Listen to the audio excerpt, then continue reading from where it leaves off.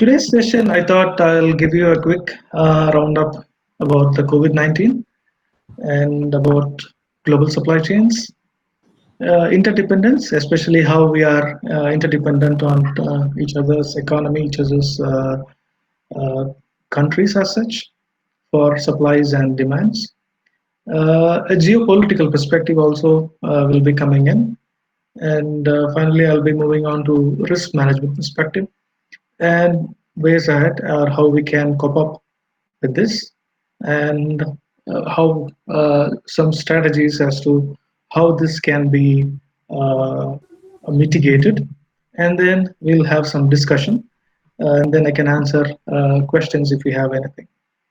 Of course, if I'm not able to answer your questions, then I will be definitely getting back to you on subjects. Okay. So COVID-19, if you see quickly, we don't know the exact timings. Is it December 2019 or before? We don't know because there are competing narratives which are told that. Sabari, Yeah. Sabari, sorry to intervene. Your presentation is not moving. Really? Yeah, slides are not moving. Why? I don't know. Manikandan? Hello, Manikandan? Yes, sir. Could you see the slide? Second slide, third slide? No, sir. We are not able to see. We are able to see the slide, but the second and the third slides. Exactly. Sabri, we could see the slide number 1.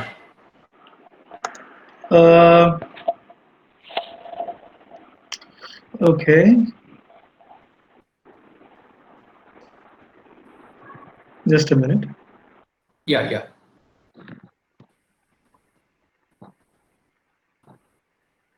You can also go for slideshow mode. Switch to mode. Slideshow. Yeah. Can you see it now? Yeah, it's Can you see it? Yes. We are able to see the slide there, but the slideshow. Okay, I'll try again. yeah. Now it's moving. Now we are see the.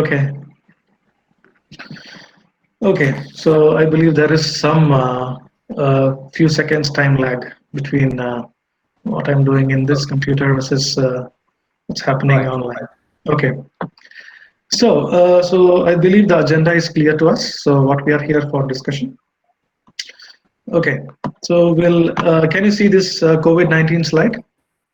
The slide number 3. First slide we are able to see. No, Sabari. No, we are not able to see. No, we can see. I can able to see. No, we can. Now we can see. We can see, sir. Now it has come. Please, Sabari. Okay.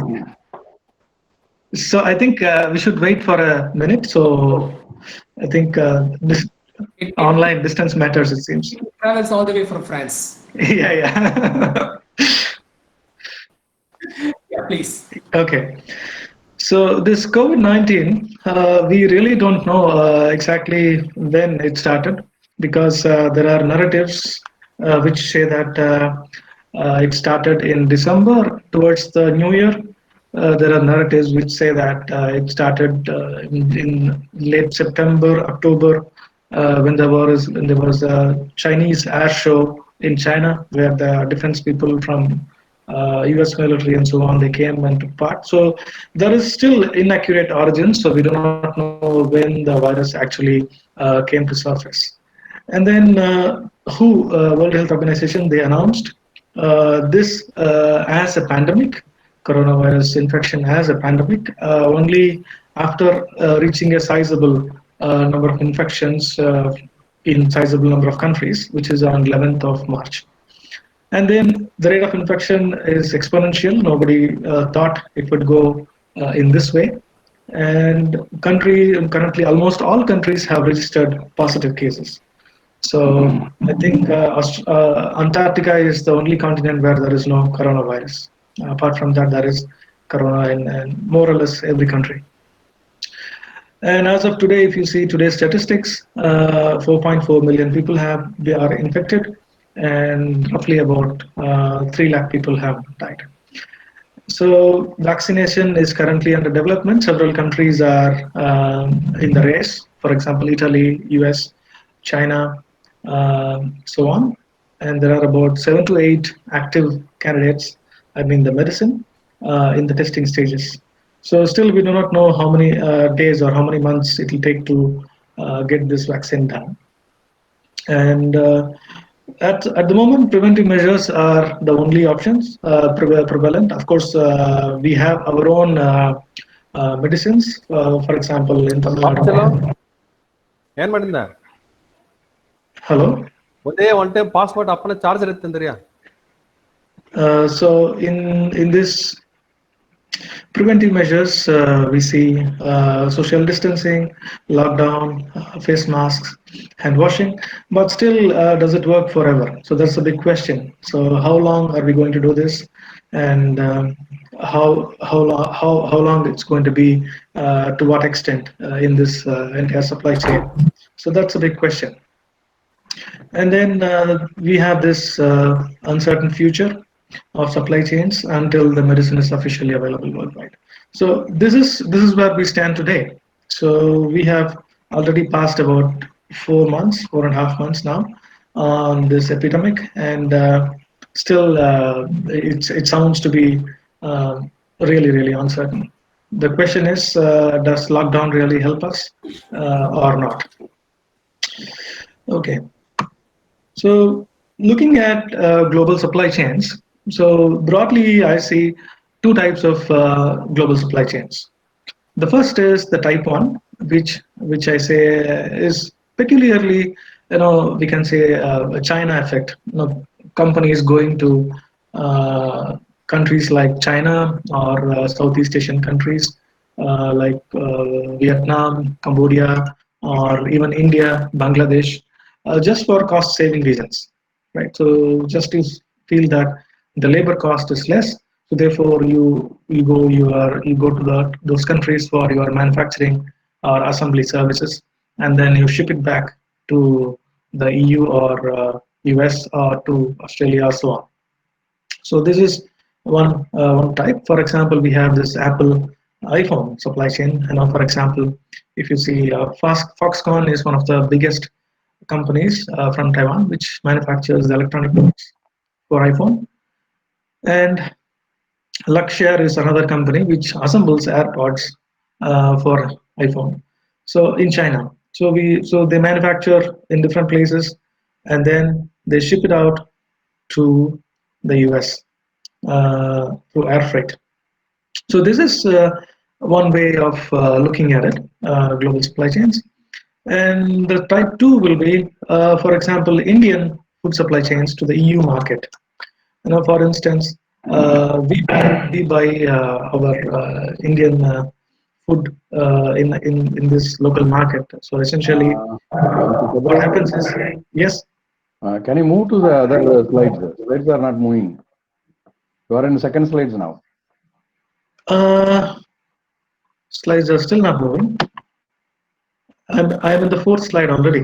Yeah. Now we are in 1, 2, 3. We could see. It's a third or fourth. Yeah. It's a fourth slide. It's a fourth slide. Yes. So I think I'll leave it like this.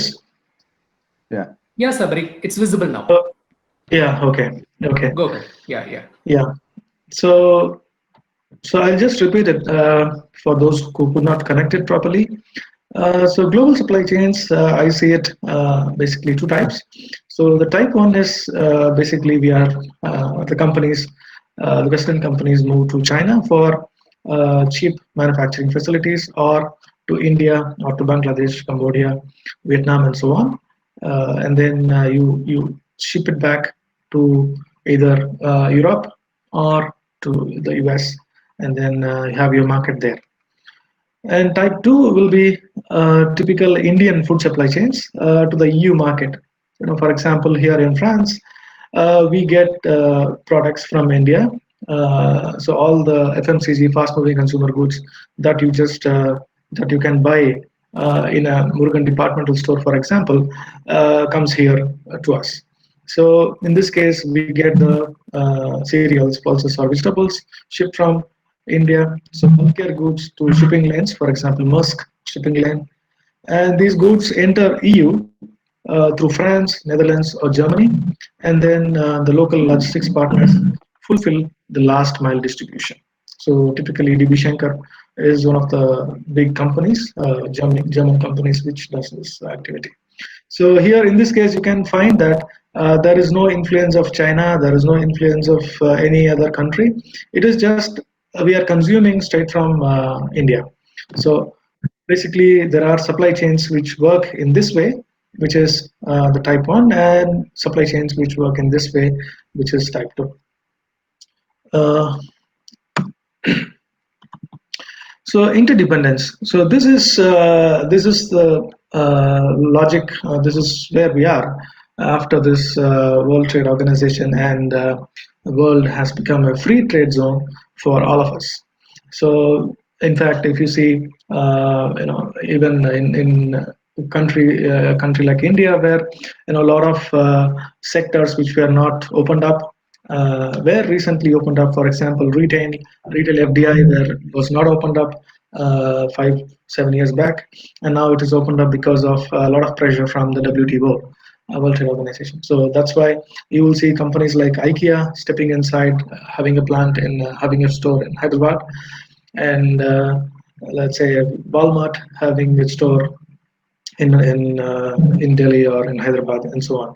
And recently, because of this pressure, we can even see Facebook acquiring about 10% stock in the Reliance Jio, which is typically a backdoor entry for catering the Indian market. So we can see how world has been shaping up as more as a consumer-based market rather than a cocoon, or rather than a closed market.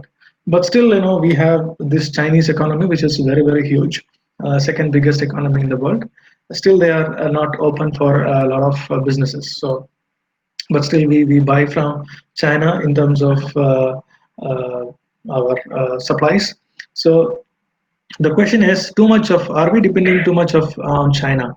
So that's where it comes down to. So if you see anything, either it has got a Chinese origin supplier, could be anywhere in the upstream supply chain. So I guess what is upstream supply chain. So if you take the supply chain, so whatever comes to the factory from a supplier 1 or supplier 2 or tier 3 supplier. So these tiers of supplier contribute to the upstream suppliers. So it is not necessary that the supplier tier 1 only is in China. It could be possible that tier 2 is possibly in China, or tier 3 is possibly in China. Just example to understand the gravity of the situation. If you look at a big brand which manufactures and sells t-shirts and clothing in Cambodia, they have a manufacturing facility. So even though we can say that Cambodia is nowhere related to China, but still the raw material for the manufacturing facility in in Cambodia is supplied by suppliers sitting in China, right? So that's how we have to see it. So it's not just straightly visible, but it's visible in tier 2 or in tier 3. So that's where China takes a dominance in the world in terms of manufacturing.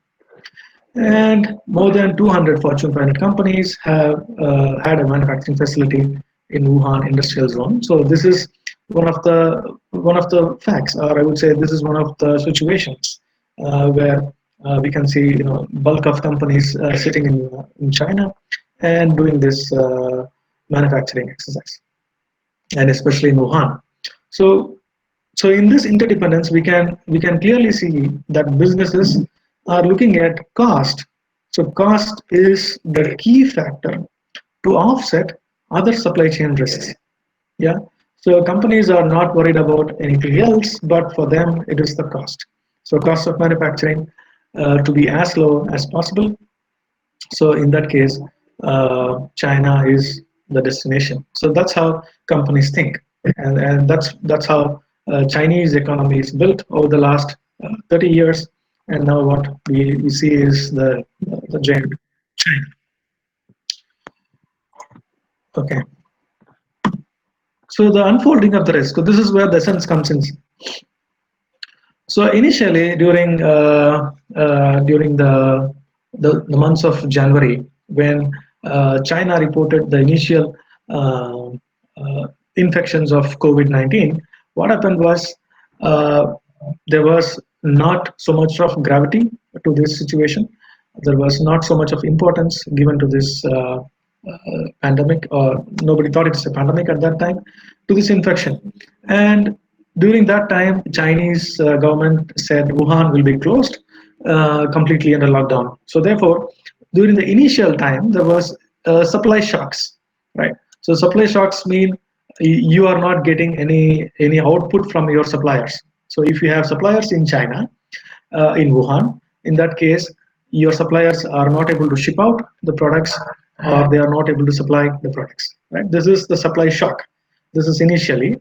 So finished goods or parts of supplies from Chinese suppliers was the key shock at that time. So during January, February. So later, as the infection started spreading across different countries and the world, what happened was it was a systemic demand shock. So demand shock refers to, from a consumer point of view, what happens is when the countries try to copy Chinese lockdown, there were restrictions on movement. So you cannot use road transport, you cannot use flights, so many restrictions.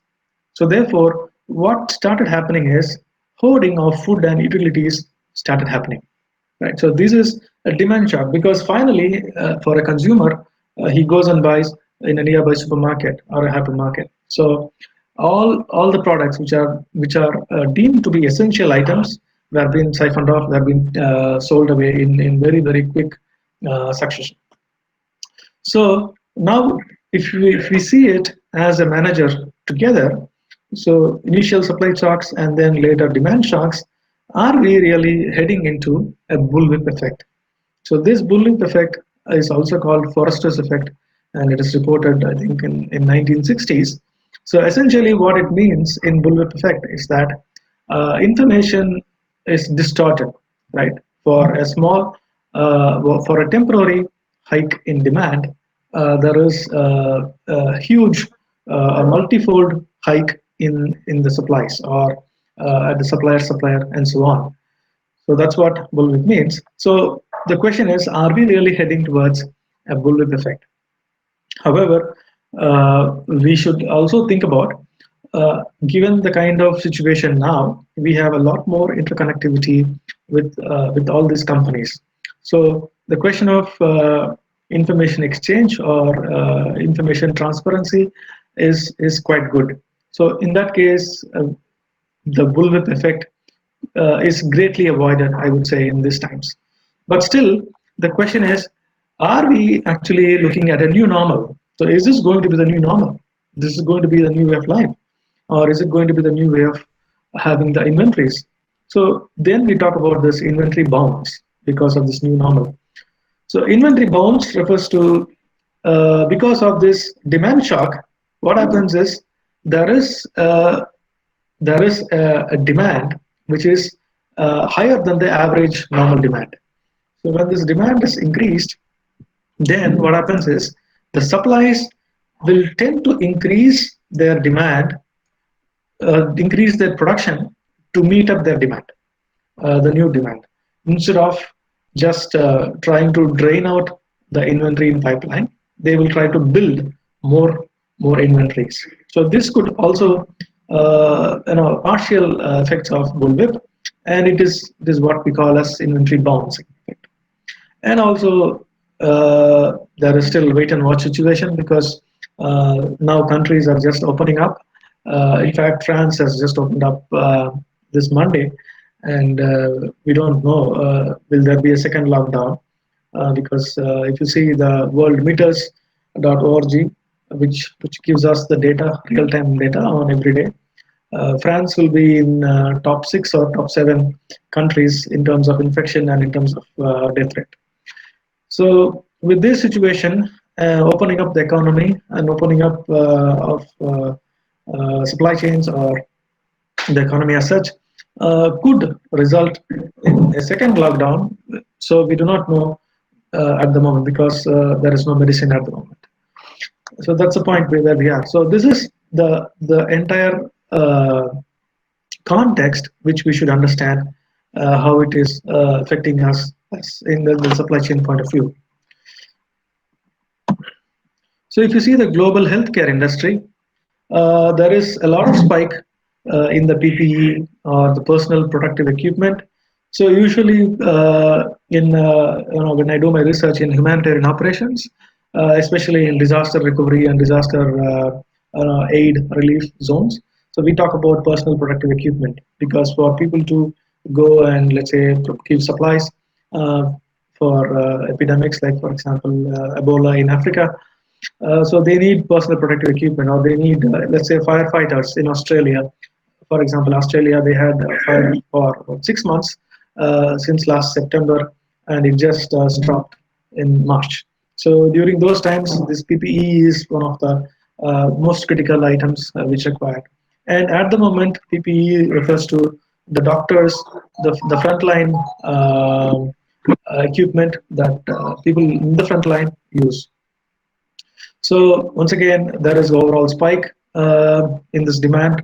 Ventilators, which are used for ventilators, which are used as a final resort for patients to recover, has become in a huge demand because if you take for us in this case of let's say in case of Italy, what happened was the rate of spread was so high that the hospitals were actually running out of ventilators. So when the doctors were to choose between two, like for one ventilator, for example, so they have to choose whether this patient is a young patient or this patient an old patient, because they thought young patients have a life to live, whereas the old patients, which are typically 70 plus, they can be compromised. So people or doctors were forced to have to take this tough decision whether to give this ventilator to a young patient or to an old patient.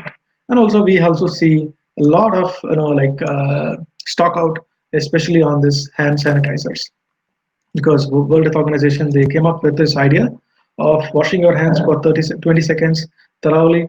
So there is definitely a huge spike in this one as well. So once again, if you look at China's contribution, so we are highly dependent on China. For example, here in France, when I go to a nearby pharmacy and ask for a face mask, and I say that we have just placed order from China. So we can see people are still dependent on China for face masks and of course ventilators.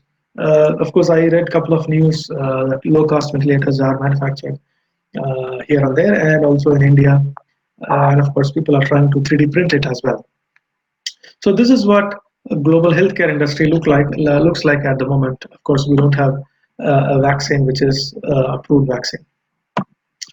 So now I'll talk about this geopolitical context, because as managers, as future managers, we have to understand geopolitical context, because this is where the essence of the entire business lies. That's my point of view.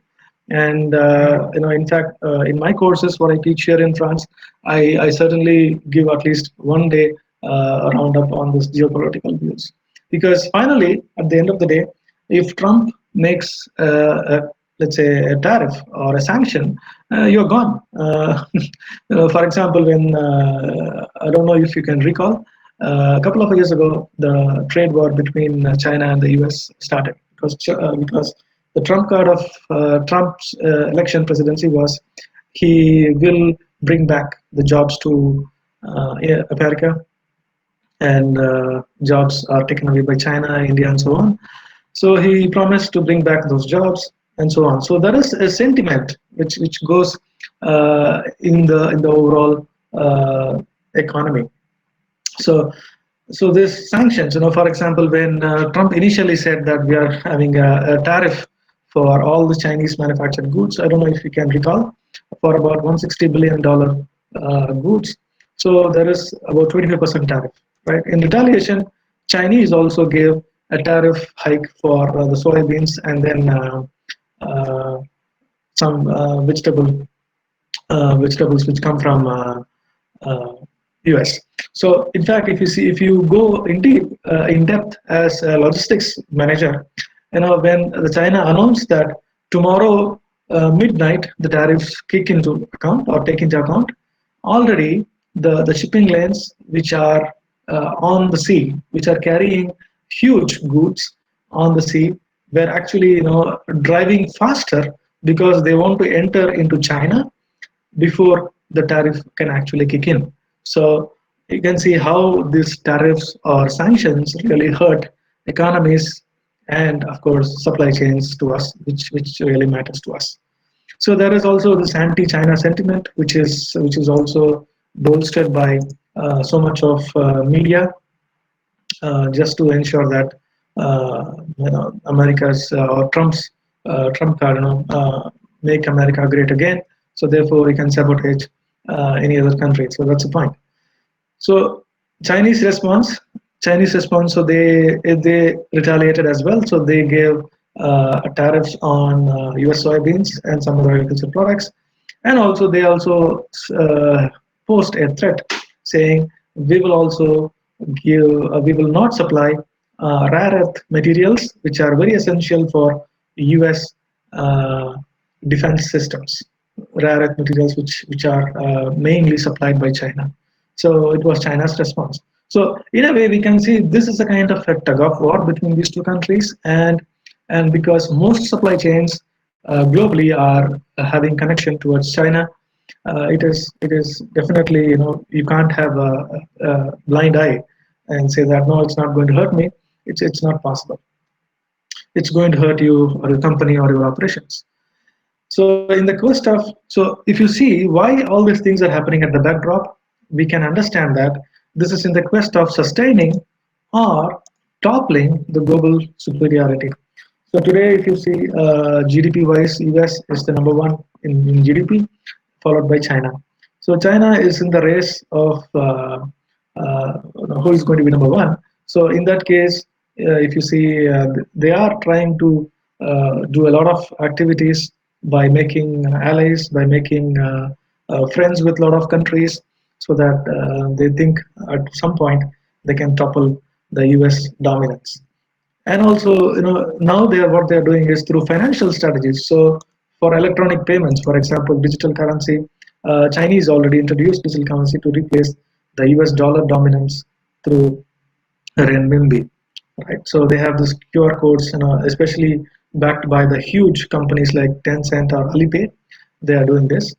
And of course, can see artificial islands created by China to provide its dominance in the east, and also South China Sea dominance for claiming a lot of islands still in dispute, agriculture to high tech, face recognition. So they are kind of on top of the edge. So they are having this cutting edge technology. So this is where we have to understand as a manager why US is so much on China. Why it is happening? Why was it not happening 10 years ago? Why was it not happening 5 years ago when Obama was under rule, right? So now things are changing. So now everything is available. So we can clearly understand who is pulling the game, who is doing what. Even at the WTO level, even for us as consumers, if we think we are just consumers, we should also think about what happens in WTO and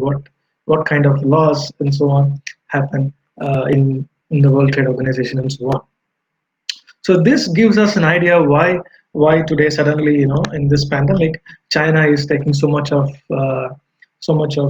damage because of they wanted to topple this kind of USD dominance over a period of time. So this is the understanding in the geopolitical point of view. So if you see the global airline industry, for example, today, So Boeing or Airbus. So we have a factory here in Toulouse, which is about roughly 4 hours train from Paris. So this is Boeing's supply chain, or I would say parts supplied from several countries. So I'll just try to increase the size of it. So if you see, uh, yeah. So if you see this one, you can find that, yeah. So in this one, so you can see the rear fuselage comes from South Korea. The front or the end of the tail cone comes from US. The rudder comes from China. The landing gear from the UK. Here the cargo access doors from Sweden. Engines from UK. Rolls-Royce engines from UK, and so on. So here you have this fixed trailing edge from Japan. Wing tips from South Korea once again, and we have mid-forward fuselage from Japan, and landing gear from Japan, and passenger entry doors from France, Toulouse, and movable trailing edge from Australia. So this one tells us how dependent a company is worldwide. Your presentation is not visible. Sorry. Your presentation is not visible.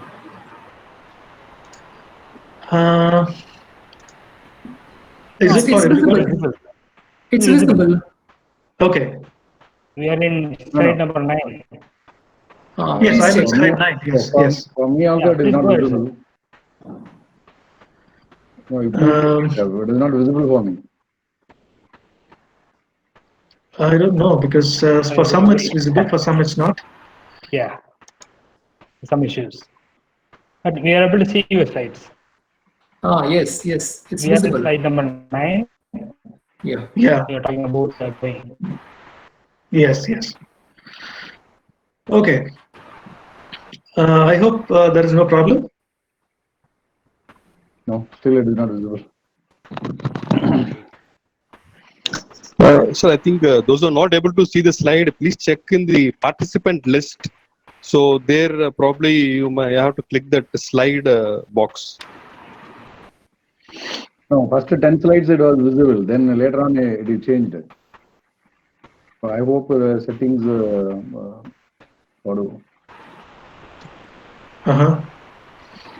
Now first 10 slides there was no any issues. It was visible.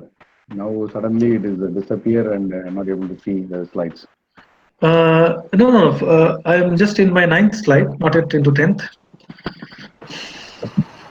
Yeah. First 8 slides there was no any issue. Now suddenly I think from 9th slide onwards it's disappearing. Sir, from the admin, from the administrative Why side. Please Connect. respond. Sir, Mr. Kalaicharan, why don't you log out and come back again? That would be better option. Yeah, Please. let me do later. Please. Please. You go ahead, please. Let me come back. Sabari, please go ahead. Okay. Yes. So if you look at this travel industry today, or the global airline industry as such, so we have to once again we go back to this geopolitical context. So think about this: Trump effect, U.S. sanctions, tariffs, and so on, and China's response also. Now put this idea on top of this. So if you have read the news which came, I think last March, Boeing 737 MAX 8 problem. So across the world, all flights, especially to the model Boeing 737 MAX 8, was grounded, and still they are not able to get clearance from the aviation industry for delivering the aeroplanes and so on. So this is a huge hit to the US economy, because as such Boeing contributes to a lot of percentage in terms of the US GDP, because this company is now idle. They are not able to manufacture or deliver the products. It's once again hurting the economy and the supply chains for that matter. And payment delays, because in a supply chain we know that information flows, money flows, and then the product also flows. So here, the payment, which is the finance, if it's not given on time, obviously we can see a lot of bleeding from the supplier side and shutting down, and therefore leading to job loss, and in the supply chains under very severe stress. So here, if you see in the EU, we have the Lufthansa, British Airways, or Air France has grounded more than 80% of their operations. So imagine the kind of hurt they are taking up, because even though it looks like essential industry, because everybody wants to travel for essential businesses, essential meetings, today it looks like we can do away with this travel. So therefore, these companies have severe economic damage. And think about their supply chains. Think about hotels which manufacture food for Lufthansa, or think about hotels, think about companies that manufacture, let's say, hand towels or seats for Lufthansa and so on, or leather, for example. So these are the supply chain we have to understand from a global point of view. And also TUI, which is one of the biggest tourism company in the world, it's also shut down, and of course job loss. And now recently they have said that they are going to reopen 10% of their overall hotels and resorts. So we can understand how the COVID-19 is really influencing us, how it's really hurting the entire supply chain, how it's really creating panic and havoc among the people. So all this become a lot of stress on the supply chain. So that's what we have to understand as managers. Okay, so there are some lessons which is available to us at this moment from the risk management practices. So if you see the most commonly used method to mitigate risk, there are two commonly used methods to mitigate risk. One is redundancy, the other one is flexibility. So redundancy means you keep many suppliers for the same product. So there was a sentiment, or there was a school of thought which said why you should have many suppliers when you can rely on only one supplier who supplies the product error-free. But if you have that concept of having just only one supplier for the product, then if that supplier is not able to work, then you are actually stuck, or your entire supply chain is stuck. Similarly, for such reasons, we can say that redundancy is one of the ways where you can have multiple suppliers located for the same product, or they can supply for the same product. Secondly, flexibility is another way of risk mitigation. So suppliers' ability to change product lines, products, or increase or decrease capacity. So we can also see this as one of the methods or strategies to address risk. For example, if I'm manufacturing, let's say, chocolates, suddenly there is demand for chocolate is going down, a particular brand or a particular variety is going down, I can switch manufacturing to a different variety. So that's my flexibility, or that's my supplier's flexibility. Or I can, in a way, create new products. So these things combine to form the flexibility point of view. And then scenario planning through simulations, because this is a huge kind of a disaster or a pandemic. It's not possible for us to exactly gauge it. So therefore, we have to do scenario planning through simulation. So there are a lot of simulation software available to us, and we can use scenario or what if analysis. What happens when we are using a different scenario, a different supplier, how much it will be impacting our supply chain and so on, because of this huge pandemic. And it comes to preparedness. So once again, I draw preparedness from the humanitarian supply chain literature, where if you see disasters are happening across the world in all the continents, and how the UN agencies are really prepared to handle the disaster effectively. Because essentially what happens is, in disaster preparedness, the initial 72 hours of reaction is the most critical part of your reaction to the disaster. After 72 hours, it doesn't, the situation will be taken care of as a long-term perspective, but the immediate relief is given within the first 72 hours. So that's where there is a lot of lessons which we can learn from the UN in terms of disaster preparedness. And also there is a hybrid approach, which we can say redundancy during the initial phases of the disaster, or the redundancy during the initial phases of a pandemic like this, and then moving on to flexibility during later phases, right? So you have different suppliers who are redundant, you use them, and you make them flexible so that they can increase or decrease the capacity as you require them to do it. So we have this ideas from risk management practices. So in a sense, redundancy and flexibility, and there is hybrid approach, yeah, and simulations. So ways ahead, diversify your supplier base, right? Multi-country. So once again, the question for us will be: is it a cost versus risk trade-off? Because the global companies are moving to low-cost countries only to reduce cost. So are we really trying to reduce cost, or are we increasing our exposure of risk too much to one country? So that's a big trade-off to be asked. But does it make any difference in the case of a pandemic? This is another counter question to us, because in a pandemic, what happens is all the countries are more or less infected. All the countries are more or less under lockdown. So the entire world economy is under lockdown. So how does it matter where you are sitting, and how does it matter where your suppliers are in, right? So the question is how the country in which your supplier is sitting is actually able to handle the disruption, because few countries are very good in handling such disruptions, and few countries are not able to follow such policies. For example, Iceland or Finland or Nordic countries here, they have a different approach in doing this lockdown. On the other hand, if you take countries like Bangladesh or Sri Lanka or India, we have a different approach of doing it. So how effectively your supplier benefits from the country where he is in? So that is the big question.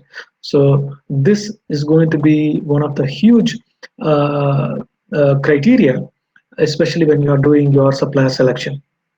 So it is not just have your suppliers everywhere, just not in one country, but also emphasis will be given on where he is in and how prepared the country is for handling such huge disruptions. And digitalization of supply chain. Once again, if you see a lot of research, a lot of call for research papers are coming up to embrace digitalization. As we can understand, supply chain 4.0 is under boom. Industry 4.0, there is a lot of emphasis or investments in 3D printing or artificial intelligence or robotics, for example. In fact, I have read a news article saying Karur Vysya Bank was one of the banks in South India to employ a robot to replace a teller in the bank, physical bank. So these are the trends which we can see is going to take a driver's seat. So once again, you have a big question, because all along in the last 3-4 decades, when we had this supplier relationship management, it's all on paper, right? So I know you, you know me, and we have a relationship, and therefore we do business. But when it comes to digitalization, right, when it comes to a lot of working online, then how relationships will be enhanced, because finally you are talking to someone with life. So and the other side as well. So which means the relationship management in this digitalization era needs to be reprogrammed according to the new rules of digitalization. So that's where we stand, and this is also a huge area of investment, huge area of interest. And then comes 3D printing. Of course, 3D printing is there since beginning of 2010. For example, when Italy was running out of ventilators, some suppliers tried, some companies tried making ventilators through 3D printing. So you can see how 3D printing is used in this kind of emergency situations. In fact, even in the humanitarian disaster relief operations, we can see a 3D printer on back of a truck goes and then makes a kind of a table, makes a chair, and so on for people to use it. And then for because in this disaster zones, it is completely broken, right? So we can see the infrastructure is completely broken. It's out of touch, and then it is completely cut off from the main arterial road network or rail network. So in that cases, 3D printing really helps. So this is going to be again a big used in a big way. For example, Amazon having a 3D printer at the back of its truck and then trying to supply products to its suppliers instead of having physical inventory in its warehouses. So this is going to be a trend, and this is going to be happening quite soon. And then quickly changing slow-moving production capacity to high-demand items. For example, L'Oreal here in France, they quickly shifted manufacturing fragrances into and hair gel into hand sanitizer manufacturing facility. So this is like batch manufacturing. So you quickly try to change some instruments, and then you come up with this different manufacturing output altogether. So this kind of flexibility within the manufacturing facility also helps us in coping up with this COVID problem or this kind of disruptions as such. And then we can see automation, completely automated manufacturing line, which we can see, for example, in Tesla, where robots are used heavily. So how retailers, if for example in one chain of retailers in Canada, Quality Foods, they are using supply chain analytics, especially during this COVID-19 problems. So the data visualization helps us a lot because it gives us where there is a spike, where there is a low, and therefore we can fix it up, and where we can because visualization is a huge gift to us as managers. We can see where exactly the problem is instead of going through gigabytes of data. Improved inventory management through inventory optimization models. So of course, optimization models are there since last couple of decades, but still you have so much of constraints. You add so much of constraints into this optimization, and then you come up with better models which are better suitable to give you better prediction and solutions. Remove very slow moving items. Of course, this is the essence of inventory management.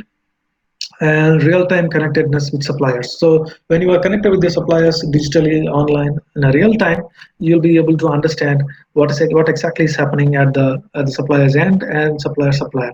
So this is in essence it shows how visible are you as a company across your upstream supply chain, because this is where a lot of companies fail to do it. The visibility really gets impaired because we do not know what happens. For example, the chocolate manufacturing companies, if you take Nestle or Lindt, what happens is they have suppliers who procure cocoa from Africa, but they have no idea what is happening in the supplier's place or suppliers or in the cocoa farms for that matter.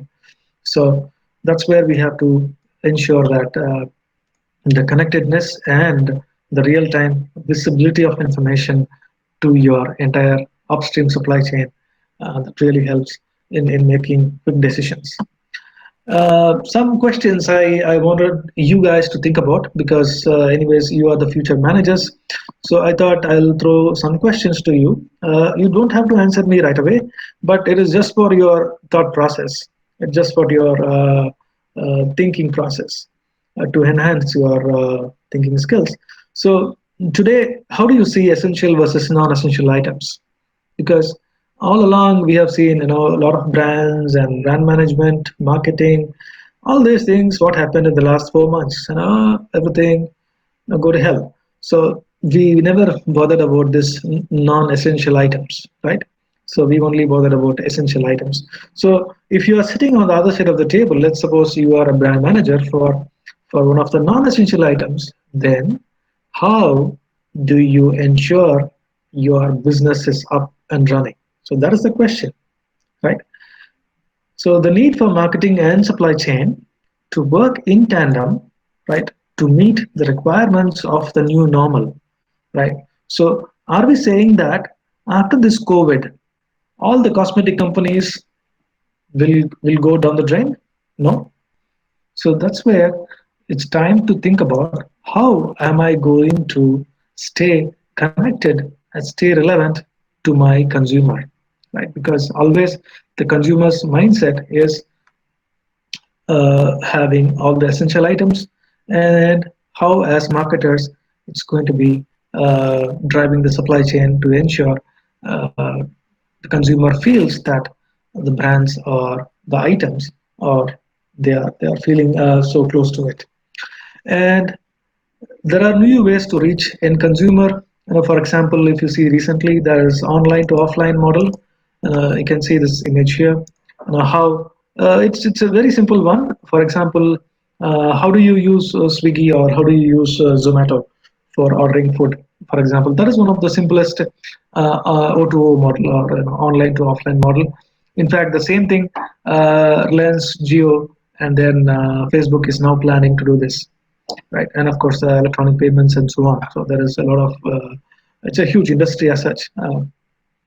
So how are we staying relevant to consumers' changing need? So this is the big question because change is constant. And to summarize, supply chains are well embedded in the global economic fabric. So global supply chains are very, very deep-rootedly embedded in the global economic fabric. So we just can't pull it out, or rather, we can't say tomorrow I'm going to stop my manufacturing facility in China or in India or anywhere else. So it's not going to be happening immediately. Disruptions caused by COVID-19 are leading to a new normal. So we have to understand that change is constant, and this new change is what we have to embrace. Supply chains quickly adopt to latest technologies. So they have to adopt to this latest technologies, otherwise it will be a loser in the overall game. And supplier e-relationship management will be a sunrise area. So as I was saying, when you are digitalizing your supply chain, of course, the relationship management also needs to be revisited. So that will be a sunrise area. Preparedness towards risk mitigation would become inseparable criteria in supplier selection.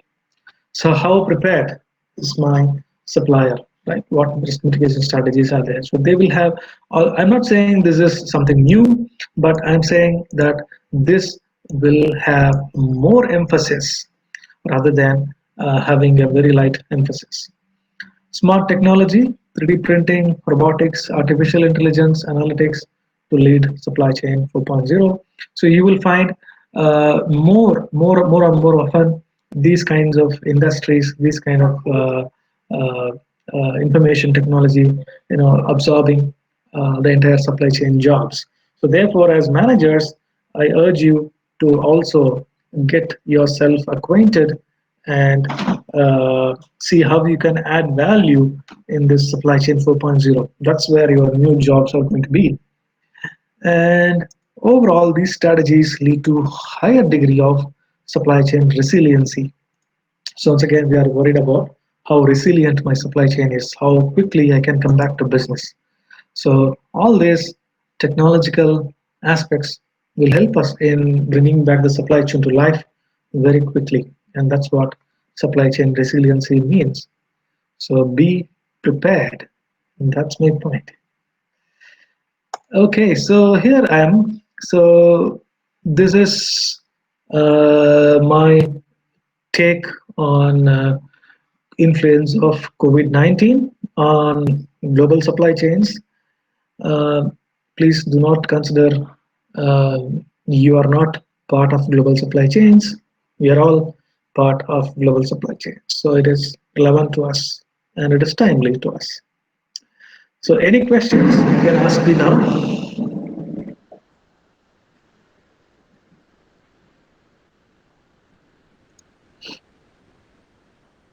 Fantastic, Sabari.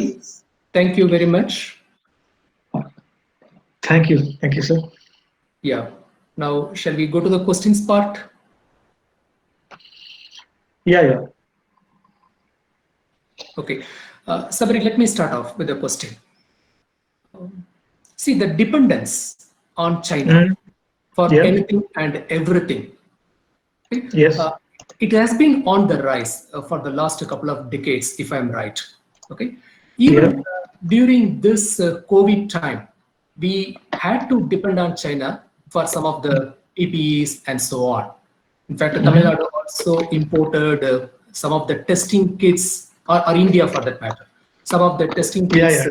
imported from China, then subsequently it was found to be of inferior quality. Okay, and Very. so on and so forth. Okay, so You even know what? during this time, Actually, it was shipped to Netherlands and Belgium, and they found it uh, is very, very inferior. that's So right. That's right. they returned the entire They, package back to they are China, looking for the and China the shipped it refund, to I us. believe. Yeah, They, yeah, they got it they are as well. looking for the refund, I believe. Okay.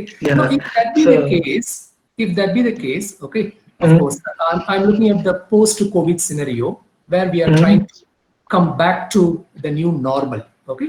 There's an urge in the minds of the people to get back to the normal at the earliest. If that be the case, again, how do we ensure we will not be depending on China again? Because basically, we would like to tide over the crisis at the earliest and come out of this sluggishness at the earliest. Am I right?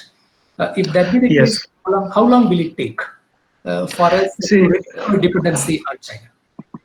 See, what happened is somehow we are, as a country, we are brainwashed by the Western management philosophies, Hmm. and we are taught. For example, I was taught in management theories saying we have Yeah, to look at cost. So cost, cost, and cost. So if you hmm. have that Exactly. cost as your first priority, so obviously what you will do is you Hmm. look at a place where you're going to get something for very less price or free, right? Okay. So that's why these companies are flocking to China and having Yeah. those resources. So if you Yeah. remove cost as a fundamental equation which drives the entire Yes. supply chain, then you Yes. can come back to your own country and you can build a supply chain which is Okay. more resilient and which is more practical from a Okay. sustainable point of view as well. So Okay. bringing back jobs, just like Trump says, make America great again. We have to make Okay. India great again. Okay. But unfortunately, cost has been the major differentiator. Cost has been the major competitive advantage for many of the companies. Yes. So the entire idea of running behind your financials, Hmm. especially only based on cost. So that is so it is a kind of an institution. So it is a kind of institution where everything is built around cost. So that's where we are just are stuck inescapably now. Okay. Now, the second question, Sabari, with Yeah. reference to Japan. Japan has Mhm. recently announced a huge stimulus package for the Japanese companies to come out of China and invest either in Japan or in any other country for that matter in the world. Mhm. So once again, I How have do you, to. uh, Yeah. So this is quite interesting because yeah, yeah, so if you see the geopolitics, as I was saying in the yeah, past, uh, so US and Japan are friends, right? mm, mm, China and US are enemies, okay, right? yeah, Right. So uh, the enemy's enemy is a friend. So obviously, US okay, and Japan are now friends, and okay, because of this anti-China sentiment, right? mm, What is mm, happening is because Japan is, I think, they are the third largest GDP after China, or say after they are the third largest GDP. So they have a very huge market in the US, right? okay, So if you yeah, want to keep your business up and running in the US, then please follow what Mr. Trump says. So that's the point. okay, So okay, so even if you see Australia today, when Trump said a couple of days ago, Australia needs to investigate when mm, or where this exact virus came up. Suddenly, Australia said, "No, we are going to investigate where the origins of this virus." And you know what China said? You are like a bubble gum stuck on the boot of China. So Okay. you can't, like belittle a country much below this. It's so much of shame. So Yeah. that's what is happening. So it's about. So that's why I said we as managers also need to understand what is happening from a geopolitical point of view. Yeah. True. Questions, please. This is Balaji. Sabari, there is a Yes. question for you. Thanks for the opportunity, sir, Narayanan sir. In fact, I was on and off between the programs. I got few calls, and in fact, the session was really interesting to know the global prospective supply chain. In fact, I learned some at least basics on global supply chain today. Considering the question point of view, do India take this as an opportunity to create their own supply chain model without depending on countries like China? Do you think so? See, once again, it depends on what Trump says and how much sanctions threat he's trying to put on India. Because now it's already anti-China, so therefore several companies are trying to pull out from China, and they are trying to look out for India or Vietnam or Cambodia for that matter, right? So today, if you once again there is a trade-off. So if you are bringing in those huge companies back to India, let's suppose, then are we trying to trade off employment to losing our natural resources and losing our local suppliers for that matter? So are we really going to play by the ball of the US, or are we going to be self-sufficient? So this is the question. So looking at the current dynamics, I can only see that it's going to be we'll be going to play as per the US dynamics. So what the US says, because we are largely dependent on the US dollars, and the economy is dependent on them. So I don't think now India can have the opportunity to take an opposite stand and say no, we are going to support Indian suppliers or Indian manufacturers for that matter. Great. Thank you, Sabri. Yeah, thank you, Balaji. Sir,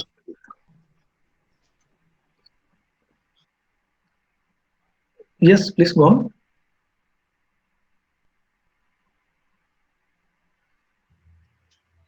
sir, good afternoon.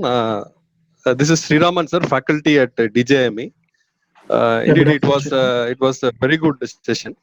Uh, Insights at this time in supply chain. I have two questions, sir. The first question is, now everyone thinks we'll have to become self-sufficient. For instance, even yesterday in India, their home minister has declared in Yeah, 20 lakh. Yeah, all yeah, this 20 lakh crore. Yeah, 20 lakh crore and all this military canteens will supply only Indian products. yeah. So when many countries starts taking the stand of being self-reliant, so what will be the fate of global brands? We have big global brands in automobile, in mobile, etc. What will be the fate of those brands when it comes to distribution and when it comes to pricing? And my second question is, as you rightly mentioned, that it has not opened up to a lot of sectors. For instance, Uh, if I take Sorry, pharmaceutical, your voice uh, is breaking. is it So first, yeah, first I'll See, take the first question, and okay? then I'll take your second question. Sure. Will that be okay? It is fine, sir. Okay, so the first question, what happens to the global brands and so on? So of course, these global brands can only sell if the consumers have money to buy it. So that is the first point, right? Because at the moment, like a country like India, where you will see the majority is a middle class or a lower middle class, and at the moment, a lot of jobs are in stake, and they don't have a lot of flexibility like we have as professors. For example, we can do teaching online. The IT companies go online and do their work, but what happens to manufacturing? What happens to services? So we are not fully geared up for that. So given the situation, even if a global brand wants to, or let's say a local brand wants to sell, the point is, do consumers really have money to buy them? So that is the point. So unless if you have economic boost as it is given in the US, or as it is given in France, or as it is given in Germany, we can have some real consumers coming in and buying this, right? Because now we are trying to, as the huge population is in the middle class sector, it's quite impossible for them to spend on the non-essential items. That's what I said. How you'll be able to stay close to your consumer and still say, hey, this is me, I'm going to be your friend or whatever, and I'm going to supply you, and still the consumer is wanting to buy you. So that is the challenge. So it's not just for global brands, of course, it is for local brands also. So it all depends on the liquidity that the Indian government is trying to push it into the hands of consumers. So let's say, like last week they said they will give 1,000 rupees for people who are earning very less. So in that case, that 1,000, if you, even if you take today's scenario, even if somebody is going to work on a building construction, easily 1,000 rupees a person gets in 2 days time, right? So this is insufficient for an entire family for a month. So that's what we have to talk. So all these things looks like some kind of stimulus package to us, but actually, are they really enough for a country of size of 1.3 billion people? So the fate is still hanging. So we do not know. So that's a question. That's the point. And Mr. Srirama, what's your second question? So my second question is, as you rightly mentioned, China has not opened up its market for many sectors. For Yeah. instance, if you take pharmaceuticals, still they have not opened. In fact, China as well as Japan.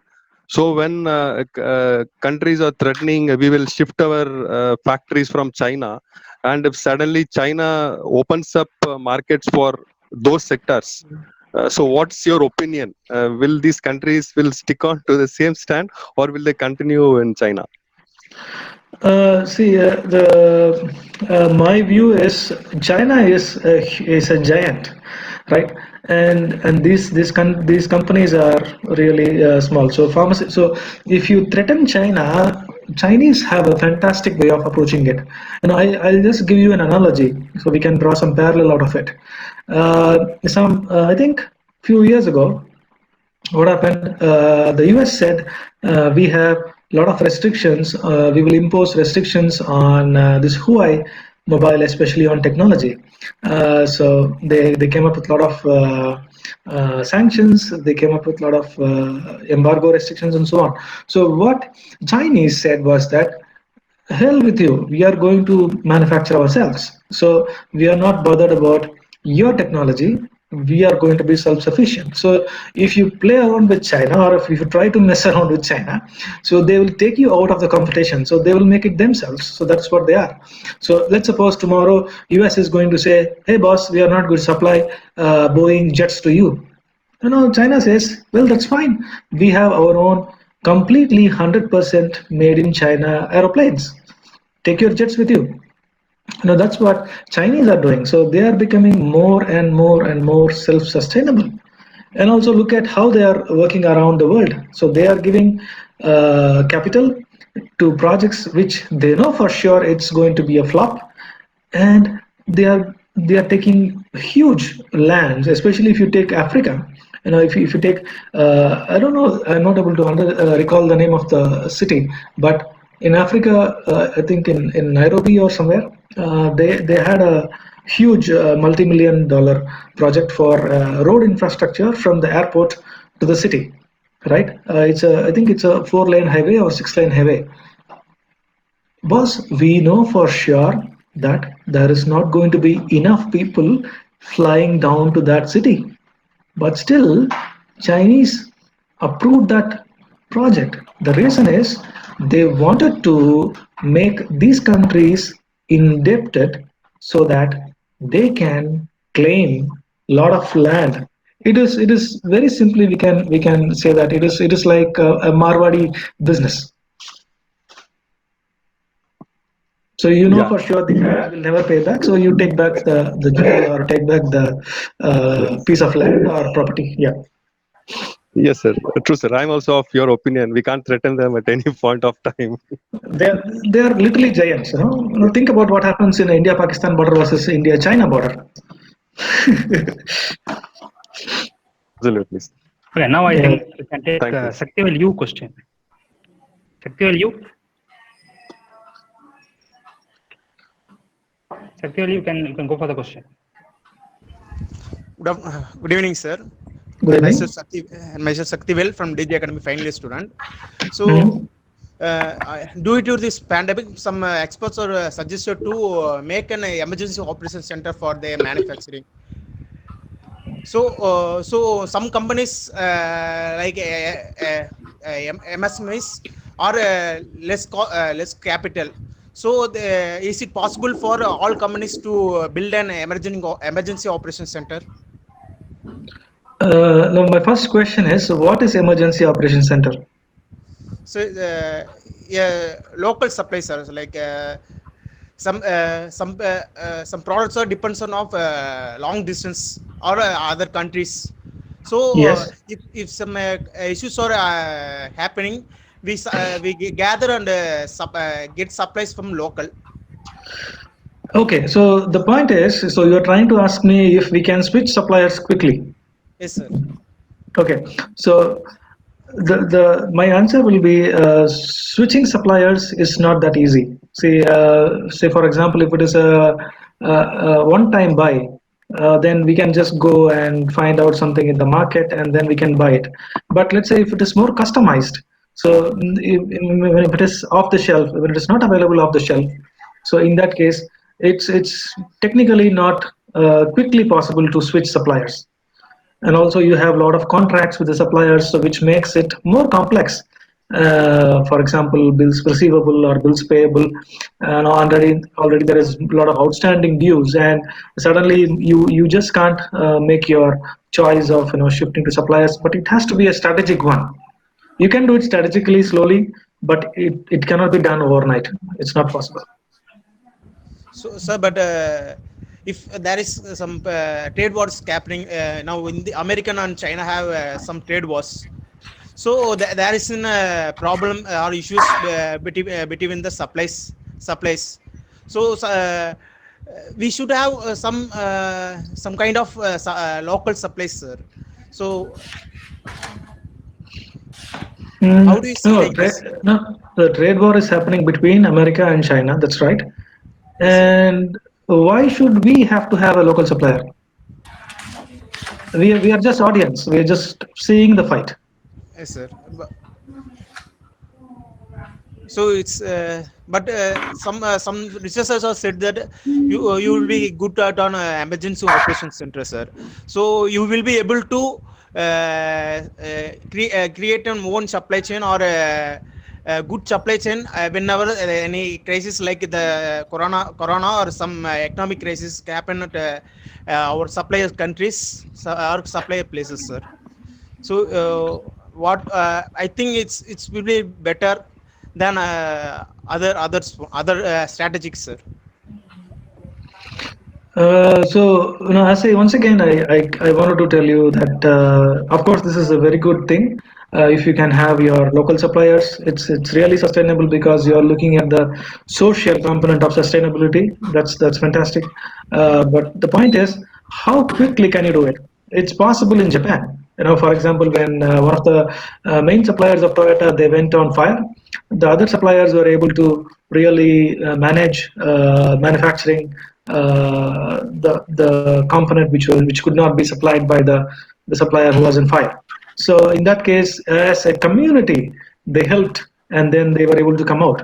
But if you look at the case of India, I still have a lot of reservation. I still have questions on how quickly they can do it. That's the point. Because are you really having such a strong relationship? That's to be discussed. That depends on case to case once again. Thank you, sir. Sir, I have another Thank question, you. sir. Yeah. Sir, China supplies more than 20% of pharmaceutical industry supplies, such as active pharmaceutical ingredients, such as hexamine and polyethyl, like this, sir.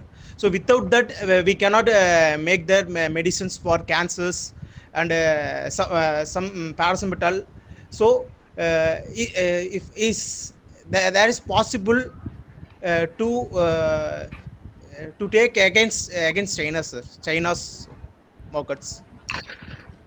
See, once again, it has to be done strategically, and these active ingredients, especially in pharmaceutical industry, are more or less patented. So they are not drugs which are available for free. So it's all patented drugs. So once if you are having patented drugs, you have to pay the loyalty fees, of course. So it depends on if it's an open drug or if it's really patented one, and do we have the capability. So once again, and as I'm saying, this cannot be done overnight, so you have to have a strategic plan, and it is possible in China. The reason is, see, today Xi Jinping, today he is the president for life. So it's not a 5-year term. It's not a 4-year term, just like in US. He is going to be president for China for life. So which means that he has a vision and he can drive that vision. It's possible, right? But when you have a 20-25 party political party like in India, and everybody can stick maximum for 5 years in one term, you don't know when their chairs will be pulled away because of a lot of political moves. You can't have a vision. That's the point. So even if you have a vision, that will be a broken vision. So let's say the previous government versus the next government, they will have a completely different vision, right? And so that is where we have to think about it. So that's where changes needs to be coming right from the policy level. So are you able to understand the gravity of the situation we are in? Yes, sir. Yeah. Thank you, sir. Thank you. Sir, I'm Lokeshwaran from DJ Academy. Yes, Lokesh. It was a quite nice session, sir. I have two questions. First, I want to know about how does the model of crowd shipping will be work, and what are all the challenges in crowd shipping? Sorry, I haven't heard about crowd shipping, but can you tell me something about it? Sir, if I order some goods from America, which can carry by some of the individual. From that, if that individual is traveling from there, so I am avoiding the cost to pay to some logistics company. So we can pay for that individual for certain amount, so the individual can benefit.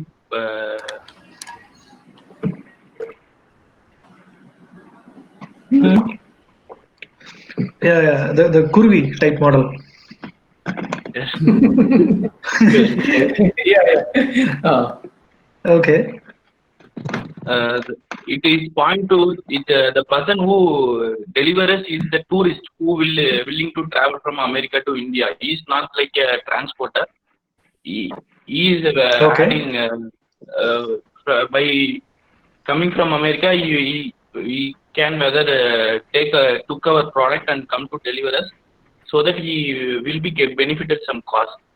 He is not like transporter. He is a tourist who will coming from America to India. By them we can contact to them and ask whether he capable of taking our product and come to deliver to us. Okay, so this is crowd shipping. Yes, sir. Okay, so now what's your question? What are all the challenges if the company? So if we create an application for that, like that, middleman, like that, what are all the challenges will be in that? I think it's a good business model that you're talking about, because currently it's mostly unorganized sector. So even if it is organized, it's not a huge one, but of course it has got a huge potential. So the challenges could be on information sharing, especially the privacy. Now, for example, if I am flying down from Paris to Chennai, so first of all, why should I tell you I'm flying down? So that is my question. Secondly, what information should I give the domain? For example, should I share my passport details? Should I share my flight details? So this is once again a sensitive information. So how far the information is shared and how much it is shared is a sensitive information, sensitive point. So I think these could be some challenges, and of course, these airport authorities are also vigilant because you can't have somebody shipping every now and then, because every move is being traced and tracked. Yes, at least in the US, if not in the India, and also in the transshipment points. So it becomes a kind of a challenge, and it becomes a kind of it could be seen as a potential threat for avoiding taxes. As in fact, it's a huge thing. It's a huge business. If you see people in Dubai or people in Middle East for small trips, they buy a big LCD TV and they come down to Chennai or Coimbatore, and then they give it to their friends or family for some bigger price. So it is still happening. I'm not saying it's not happening. The point is, how well can you make it an organized sector? So when you say organized sector, so it means, and also it's not about just one country, right? It's about multiple countries, because it's not US and China. It's about a transshipment point also. So in between, are you coming through Dubai, or are you coming through Middle East, or you are coming through Europe, right? So these international hubs have their own rules and regulations. So I think it will be challenging to first study the rules and regulations, and secondly, the question that I asked you, how much information are you willing to share? So that's the point. Even in fact, it's very similar to the ride sharing now. What is becoming popular? For example, if I'm having a car and if I'm traveling alone, then I can pick up somebody in the same car and go to the same destination. Like so, for example, I think BlaBlaCar. It's in France, but I don't know if it's in India. They have this app called BlaBlaCar. So you just have to put in your when you are traveling and dates and the capacity of your car and so on, and people can access it, and they can just hop on, pay some money, and hop off. It's like Airbnb. It's there here too. Okay. Yeah. But Sabari, can it be a legal entity?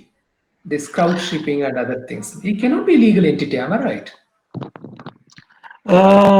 See, the question is, for example, in the UK, if you see, if you are going to give it for free, Yeah. let's suppose that I'm traveling to, let's say, Trinidad and Tobago in the Caribbean, where cigarettes is one of the huge business. So I buy a huge packets of cigarettes, and then I walk into the UK. So the moment I come into UK, I am screened. My baggage is screened. There are sniffer dogs and so on, which come behind you, and then you are isolated, right? So the question is, even if you hold a UK passport, the first question is, are you going to be using it for yourself? If it is yes, you will be prohibited, because only 200 cigarettes allowed. If you are going to do it as a gift, then it's okay. So if you are not going to make money out of it or profit out of it, then it's okay. So there are legal implications depending upon the country of destination and country of origin. Origin, both. Yes. Mr. Sabari, this is Kalai Selvan. Yes, Mr. Kalai. I hope this crowd shipping is not suitable for organization. It may be possible for individuals, as you said, if you carry for 200 packets of cigarettes, it may be possible. But if you go to organization, there is a customs formality, there is a reconciliation of RBI. Each and every advance payment or cash payment, if you have to reconcile to the RBI, Reserve Bank of India. So I strongly believe it may not suit. The one gentleman has asked, I don't know whether he asked for organization for individuals. I feel Individuals. not individuals. Yeah, yeah. It may not possible for For individuals, it is possible. Yeah, yeah. supply chain. I think for organization, it may not possible. What do you say? Yes, yes. Right. Okay. Sir, and I have another question. Yes, please, Lokesh. And I'm coming back to China. The China has an infrastructure of out of 10 largest ports in world, they have 7 ports, largest Okay. ports. And also the most of the global supply chain depends on waterway. If the Okay. country want to be Yeah. a great exporter, how the country want to build how the level that the Indians are standard in that infrastructure regarding to ports. How is the No, I infrastructure on understood up.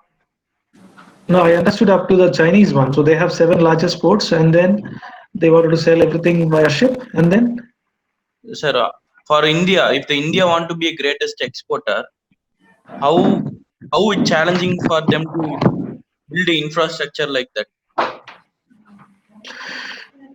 Not only in waterways, in all inland transport like that. I think already there is this program. I think there is this Sagar Mala, which is also a part of this Bharat Mala, where they wanted to build a lot of ports across the entire coastline. But I'm not quite sure how this Sagar Mala or this Bharat Mala will be helping the economy as such, because there is a lot of questions, a lot of ambiguities for common men, and it's not transparent as such for us.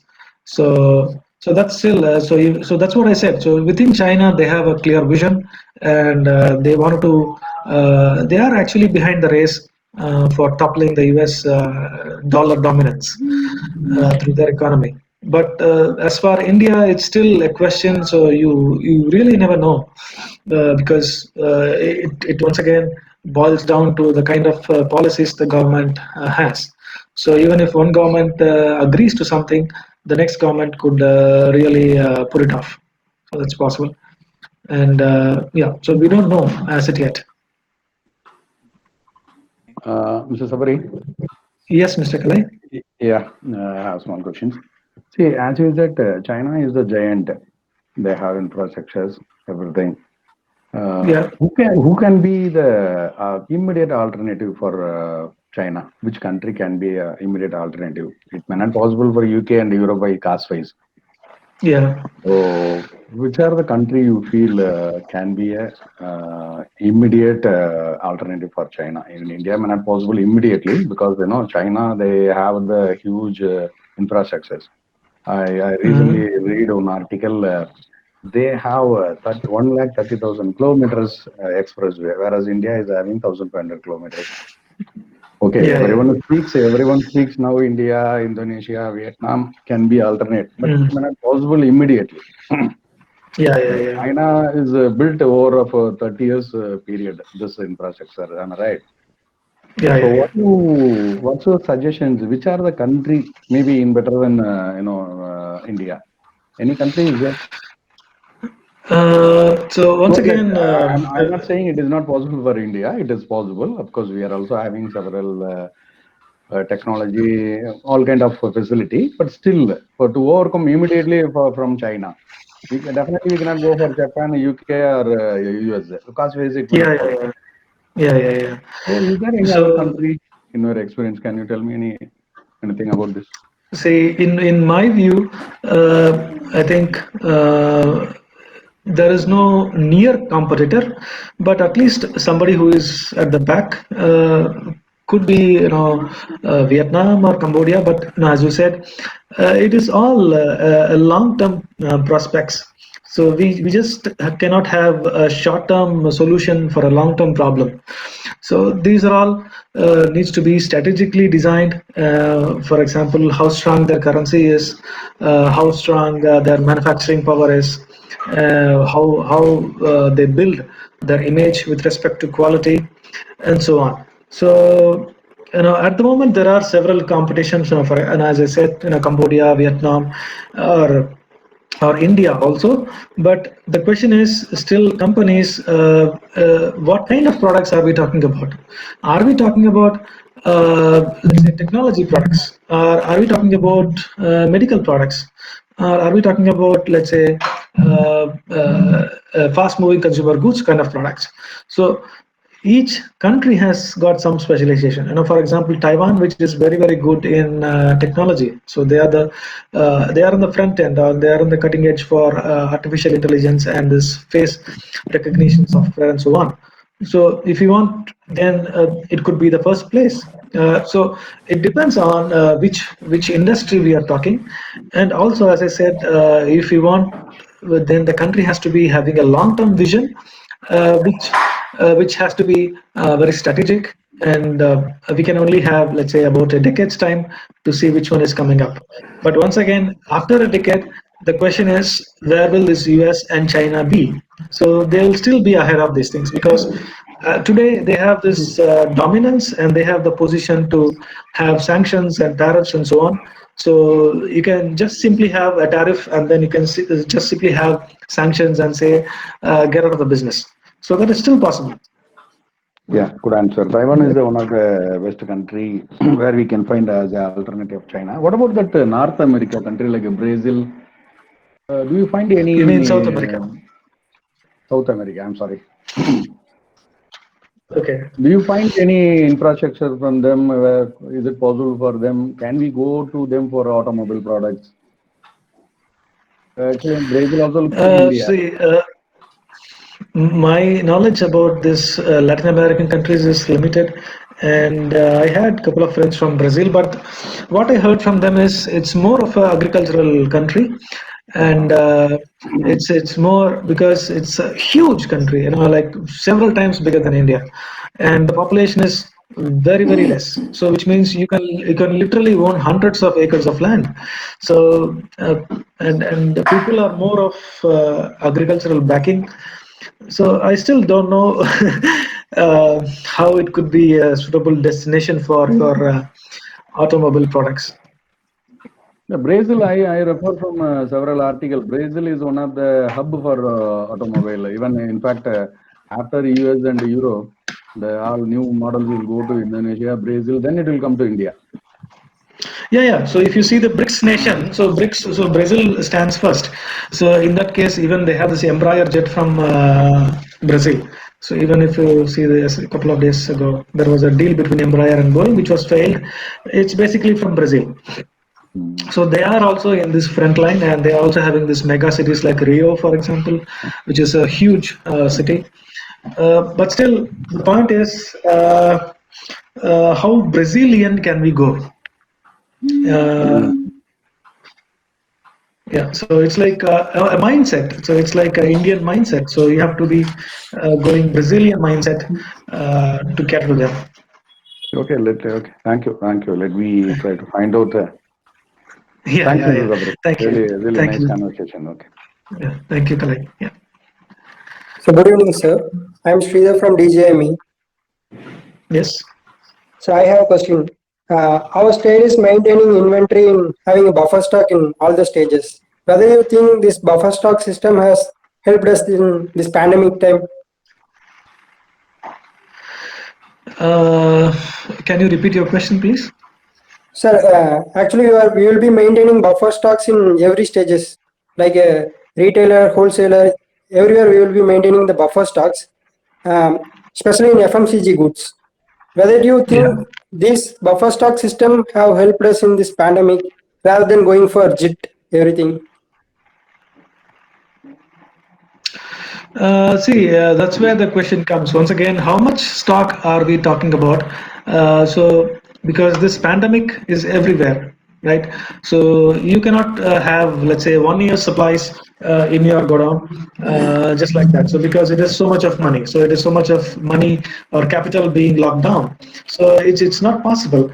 So it's always the trade-off between how much you can stock versus how versus what you can forecast. So typically this forecasting, as I said, for pandemics like this, It's done basically through simulations, because simulations can handle a large number of constraints. So when you have large number of constraints, you can do simulation, like, and you can see what is the scenario, and you can plan accordingly. So only these ballpark figures or approximate figures can help you, but I would not say, having, because it's always a trade-off. So as I say to my students, as a for an inventory manager, the two biggest questions of life will be how much to order and when to order. So these will be the two biggest questions and challenges always. So even if you have a very high technology and a perfect forecasting system, still you don't know other factors. So there are a lot of ambiguities and so on. So it is JIT. Of course, we have the negative sides of JIT also, because when we talk about sustainability, essentially we are, let's say, the environmental dimension of sustainability is about reducing the carbon footprint. But when you have JIT, what you're doing is you're trying to take many supplies, many times of supplies, so which means you are using road transport very often, so which leads to emission, so which is actually opposite to sustainability. So so once again, JIT versus this pandemic. Yeah, so I would say you have to plan accordingly, have multiple suppliers, have your suppliers, and then have flexibility as a strategy, and then suppliers in different countries. That can only help you. Thank you, sir. Revati, are you there? Hello. Revati? Yeah, Anand, please go ahead. Yes. Dr. Sabari, good evening. Good evening, sir. This is Dr. Anand from Allahabad University. And your session was very nice, informative. I'd like to thank, first of all, for this informative session. And I'd like to ask a very simple question, like what kind of business opportunities is there after this pandemic or this COVID-19 situation?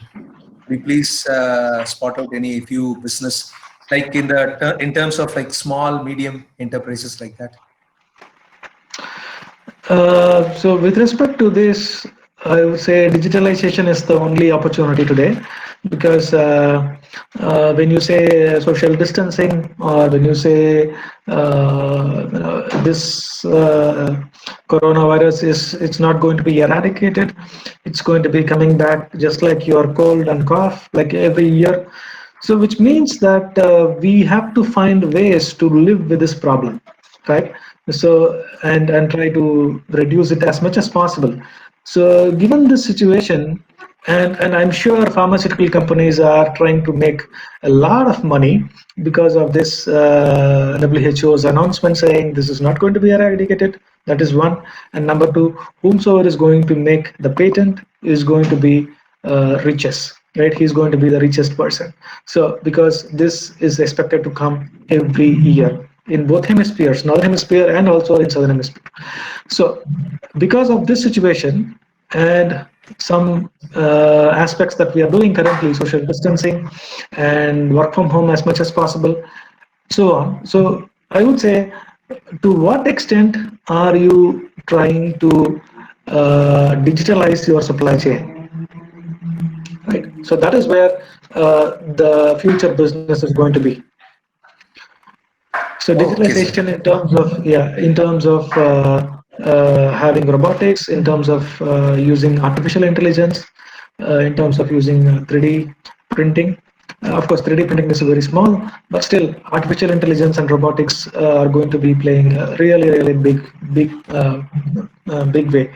And if this MSME sector is not prepared to embrace the changes, obviously they will be driven out of business, because it's still American dominant economy today. So which means people will be running behind cost. So the cost, because as once again I talk about this to my students also. So this Fortune 500 companies, which are predominantly the US, they have very greedy idea that year on year they have to be profit and profits.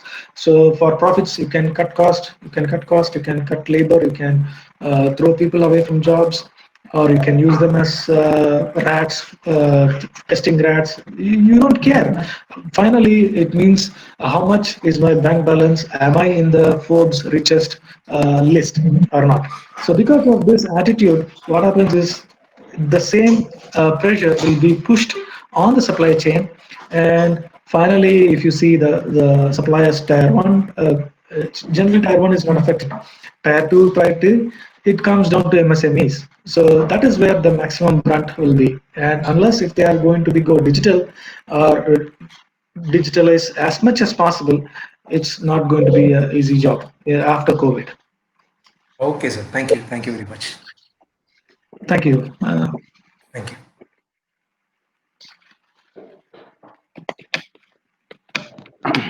So Sabari, this is Kalaiselvan. Last questions.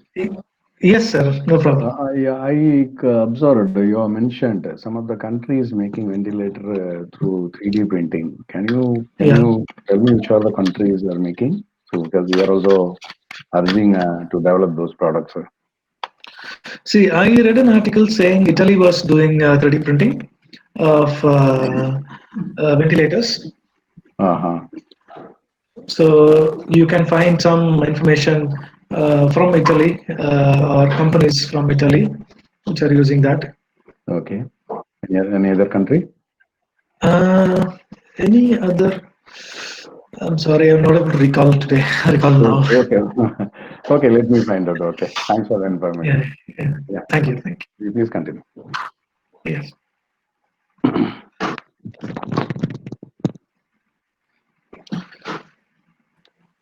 Revati, are you there?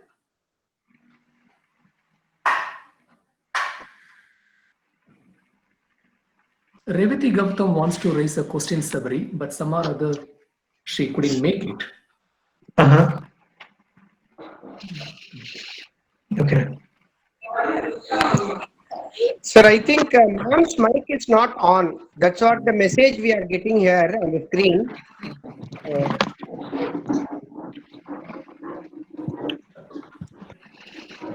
But as I could see in the chat, she had mentioned something about stockpiling. Probably, I think. That's right. Yeah. Yeah, can you hear me now?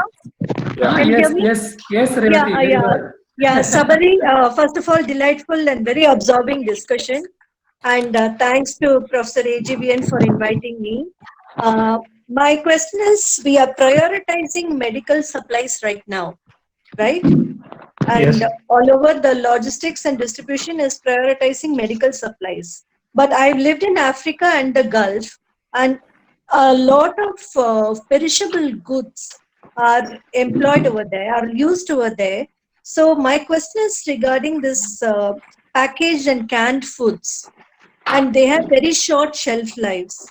And I know that they are all going to be stockpiled somewhere, right? Now, I don't know what is the environment in which they are being stockpiled. So like the Arogya Setu app, are there any indications to know where these goods are? Because at one point of time, all these goods are going to enter the market. They are going to have very short shelf life, and the market is going to be flooded with these goods. So, number one, what are the prioritizations you have right now? Is there any prioritization globally with regards to goods movement? And number two, what is going to happen to some perishables? I'm not talking about the groceries, I mean the vegetables, but I'm talking about the canned and packaged foods, which sustains Africa. Okay, so essentially you're asking me the perishable goods or canned goods, which is bound to Africa.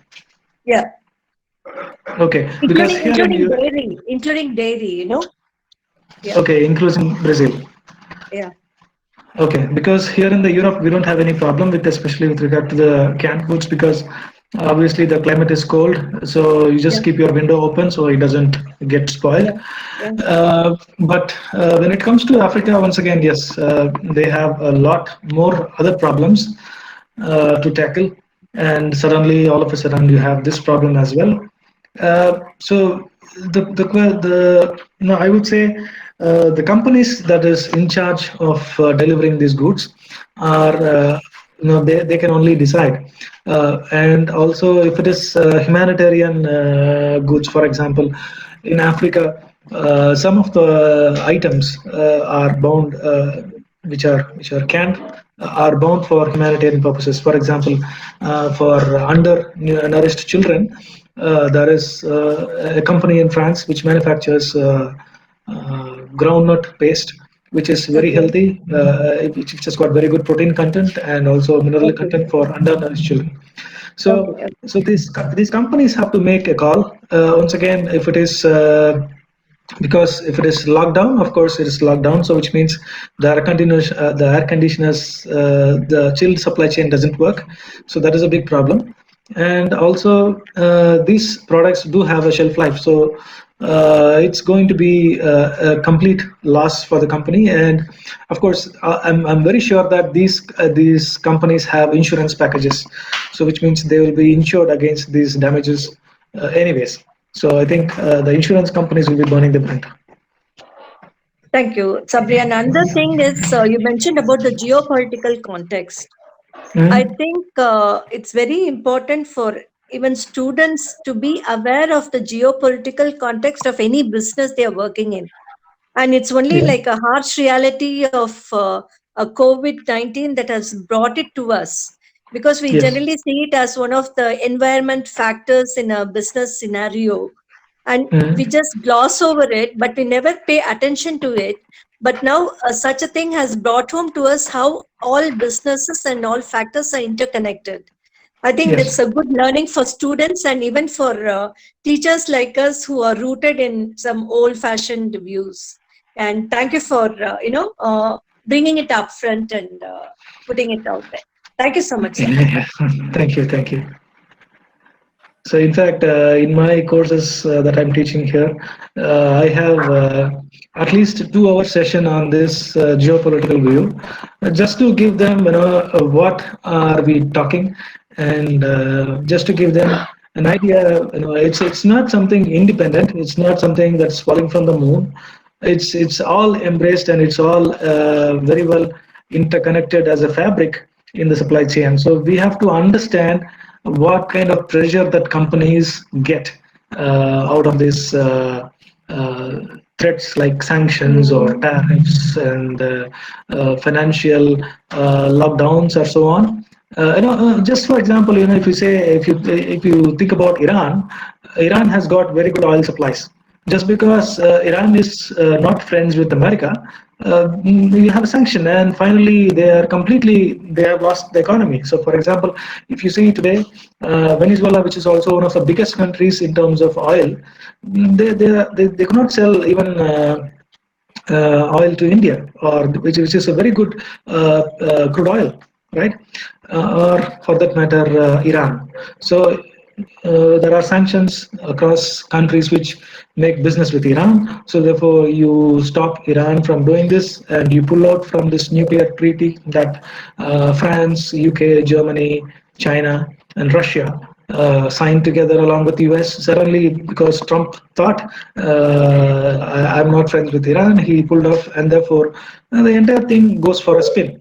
So, of course, if you see the Indian context to it, or Indian business context to it, especially if you see the refineries in Mangalore or in Karnataka, these refineries are very good, very well suited for the crude oil from Iran, right?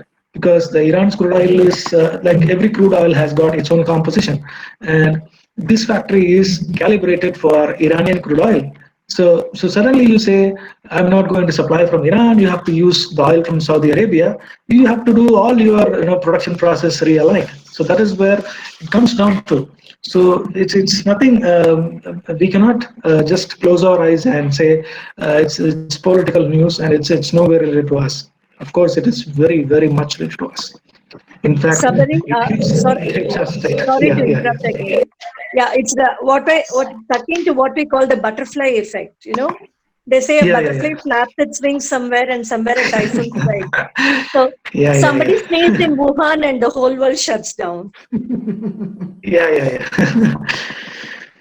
But I have a philosophical view of this as well, because it's if you think about this universe has got a lot of positive energy, and we as a human mankind we assume that this universe or this world is only for us. So we really don't care about like every single other organism. And boss, now it's time to relax. So please stay inside. So so universe is cleaning up. So that's what I see it. Thank you again, Sabri. Yeah. Thank you, Mr. Revati. Thank you, Revati. Any questions from the student side?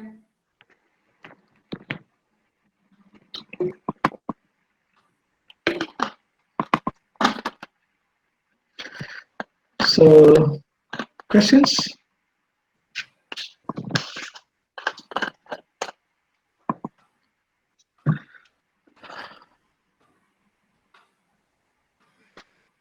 Okay, thank you, Sabri. It's a marathon session spanning for more than 2 hours. We started by 4 exactly, and it's almost 6. Okay, Yeah, it's thank you very much, and for having yeah. spared your time. Okay, it was great listening to you, Sabri. Okay, Yeah, over to I hope. I hope some students were able to understand yeah. global supply chains, and of course, in the view of geopolitical Okay. background. Some of them who are specializing in production and operations management, probably they will get in touch with you. Okay, Professor Mohan Chandra, Okay. do you have any questions, sir? Yes, Professor but, Mohan. Yeah. I thought I'd leave much of the time to the students. Thank you very much. Yeah, Please. maybe I can just add one clarification sort from Mr. Sabri's, whose presentation was so very exciting and very comprehensive. Now, in the light of the crisis that we are going through, uh, we are already seeing, and we are going to see more of it, of new designs, new products, and new sectors emerging. So are these going to give rise to new alignments or realignments of supply chain networks? Maybe it could probably depend on reducing dependency on certain markets or certain countries or certain sources, or it could also be to enhance a self-sustenance, like US has already announced, and India has also announced its impetus to support that. So, are they going to be so-called hyper-local networks, or para-regional networks, or networks which are reliant on favorites? So, are there going to be some kind of realignment of networks as you see? Yeah, from my point of view, I see that it's going to be the future. So completely redesigning, completely realigning, and also this anti-China sentiment. It's going to play a big role, because now we want to pull out companies from China and push it to, let's say, countries like India or Vietnam or Indonesia, for that matter. So it's going to be like that. So that's going to be the future.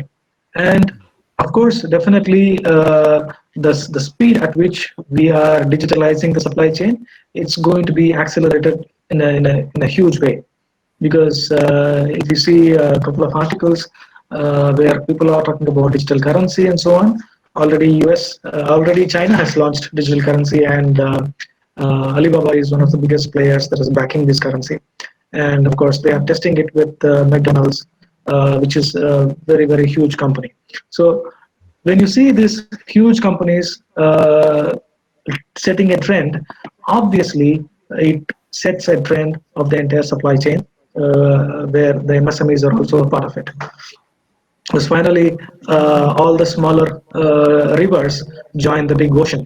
So it has to be like that. And people who are late will definitely be kicked out of the business. People who are quickly realigning the business, quickly digitalizing their supply chains, and enhancing risk mitigation strategies like redundancy So you have multiple suppliers in multiple countries.